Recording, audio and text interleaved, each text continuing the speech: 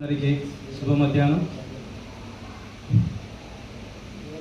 నేను 1 to 4th తండాలు చదువుకున్నాను, 5th ఊర్లో చదువుకున్నాను, 6th to 7th GT Narayana స్కూల్లో చదువుకున్నాను, 8th నుంచి 10th వరకు ఎస్విఎన్ స్కూల్లో చదువుకున్నాను. ఇంటర్ వచ్చేసి scholar junior college, degree government degree college. తర్వాత పీజీ వచ్చేసి మన హైదరాబాద్లో నారాయణగూడలో పీజీ చేశాను. తర్వాత కాంపిటేటివ్ ఎగ్జామ్ పరంగా అక్కడికి వెళ్ళాను. ఇప్పుడు ప్రజెంట్గా ఏఆర్ కానిస్టేబుల్గా నార్కల్లో విధులు నిర్వహిస్తున్నాను, ట్రైనింగ్లో ఉన్నాను. మన జీవితంలో ఏమైనా గుర్తుండిపోయి అంటే ఈ 15 సంవత్సరాల తర్వాత ఈరోజు ఇక్కడ మనం అందరం కలవడానికి కృషి చేసినటువంటి నా మిత్రులందరికీ నా యొక్క మరోసారి హృదయపూర్వక ధన్యవాదాలు తెలియజేస్తున్నాను. ఈరోజు ఎస్విఎన్ స్కూల్ అంటే అది పేద విద్యార్థుల విద్యా నిలయం. ఎందరో గిరిజన బిడ్డల ఆ స్కూల్ అంటేనే ఎక్కువ మంది గిరిజన విద్యార్థులు అంటే డబ్బు లేని వాళ్లకు ఎంతో సహకారంతో అందించి ఈరోజు ఇంతమంది ఉన్నత విద్యార్థులు తీర్చిదిద్దినటువంటి నా విద్యా నిలయం నా సరస్వతి విద్యానికేతన్.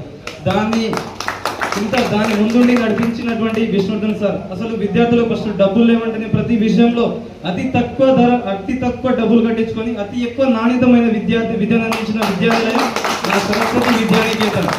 నేను యాక్చువల్గా సరస్వతి స్కూల్లో రావడానికి ఒక సార్కి భయపడి జీటీ నారాయణ స్కూల్కి అక్కడ బలముకున్న సార్ అందరికీ సుపరిచితులే.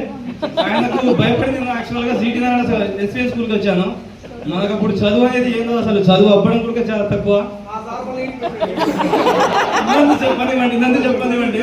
ఆ సార్కి భయపడి నేను ఈ స్కూల్కి వస్తే నా దరిద్రం ఏందో కానీ అది అసలు ఎందుకు వచ్చినారో అనిపించింది.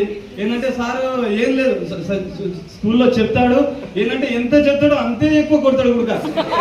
స్కూల్లో ఎక్కువ బెంచ్లు ఉండేది, కొడితే ఎక్కడ తిరగడానికి లేదు, అంత ఘోరంగా ఉంటే ఆ సార్కి భయపడేస్తే నా వెంబడే ఆ స్కూల్ ఒక సార్ వల్ల మూసుకుపోవడం జరిగింది. తర్వాత ఆ సార్ నా వెంబడే ఏదో మా కోసమే వచ్చినట్టు ఎక్కడ ఉన్నా కానీ సార్కి భయపడే స్కూల్కి పోకపోతే రూమ్ లో ఉంటే రూమ్ దగ్గరకు వచ్చి సార్ వాళ్ళు అసలు అంతా చెప్తుండగానే వచ్చినటువంటి మన రవీందర్ సార్ గారికి మన వేదిక మీదకి రావాల్సిందిగా కోరుతున్నాను.